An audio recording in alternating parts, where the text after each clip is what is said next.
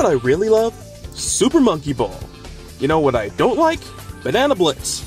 And while I could easily complain about its flaws, I decided to reach out to my good friend and world-renowned speedrunner Ninja Star to aid me in today's challenge video. How much of Super Monkey Ball Banana Blitz HD can you beat without jumping? Well, from the outset, it's not going to be an easy task. You see, Banana Blitz was originally made with the main gimmick that I and friends could, for the first time, jump. Breaking traditional monkey ball laws, thus leading to all of humanity into a downward spiral we will never recover from. So in protest, we're going to avoid jumping just to show John Sega that he can't push us around like that.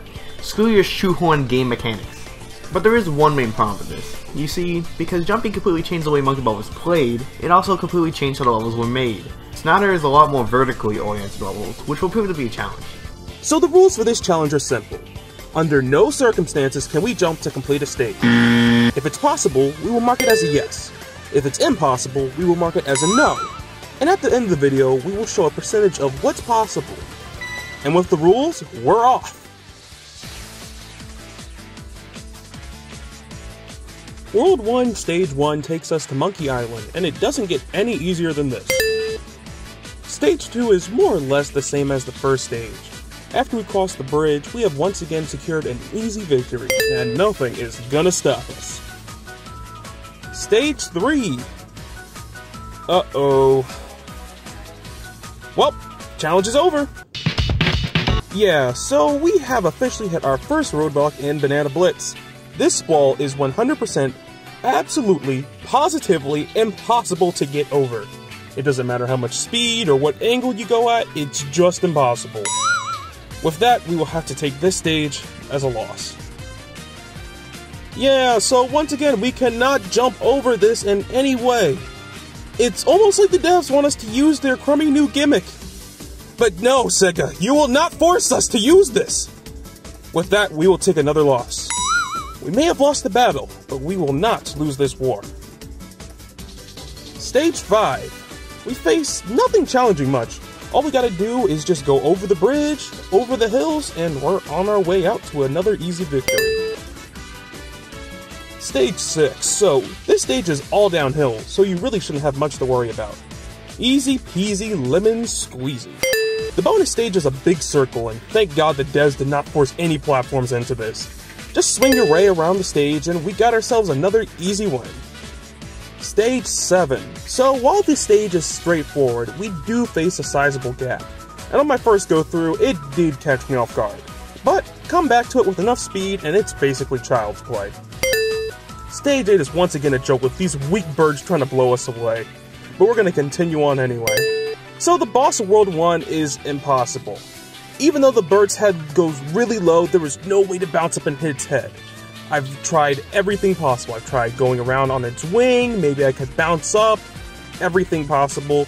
Unfortunately, unless you jump, there is no way to beat this one. Actually, there's been a breakthrough. So, Ninja, being a glutton for punishment, discovered that if you own the PC version of Banana Blitz HD, you get to use two exclusive new shapes to roll in. A cube and a pyramid. If we go into the boss using the pyramid, we actually have a chance to beat him. When he slams his head into the ground, he can clip into our hitbox and basically hurt himself. All we have to do is position ourselves and repeat the process. Overall, World 1 was a cakewalk. Only 2 out of 10 stages were impossible, and I have a good feeling about World 2. So, take it away, Ninja. World 2 starts off with some more varied level designing, while Savage would simply jump to the other side. Us sophisticated primates shall patiently wait and roll forward. Stage 2 is where we hit a few bumps in the road. Literally. Just keep going at a slow speed and you won't fly off. However, when we reach the final stretch, we face a problem. Papa Sega thought he could block us off with his wall. But us intellectuals simply walk in a path that no monkey has gone before. In stage 3, Yanya and I decided to go down these hills and reach a steep incline, but unfortunately she's just too small and pathetic to make it up. Therefore, she was sold to the local circus, and we enlisted the help of Doctor, who has the strength to make it up, leading us to an easy victory. Stage 4 looks fairly simple until you get to the end. There's a pretty large gap that seemed impossible to cross at first. But later, I came back to this hole with Gongon and figured out that if you let the spinning pegs hit you at the right angle, you can get enough speed to just barely make it over. from the outset, this all looks like a giant pain. Like, look at all those logs in the way, this is going to be such a huge problem. Or, we could just take the small path here and skip it entirely with a low pace bump. The World 2 bonus stage is again super easy like the last one. Just follow the spiral and you're done. Stage 6 is literally just a straight path and a bridge. Putting my level design gripes aside, just take your time and we're done. Stage 7 is mostly just you going downhill. Towards the end you'll encounter some seesaws. At this rate I'm about to name this one Bridge Zone. Stage 8 is where the funky stuff starts.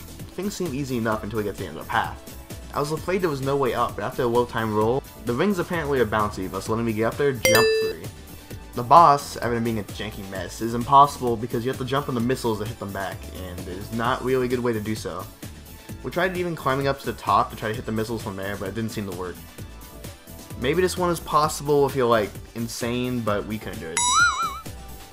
Overall, World 2, while basing in design, gave us a flawless victory. We completed every stage with no jumps and had a fairly easy time doing so. Don't get used to that. Heading into World 3, we're greeted with some classic friends, bumpers!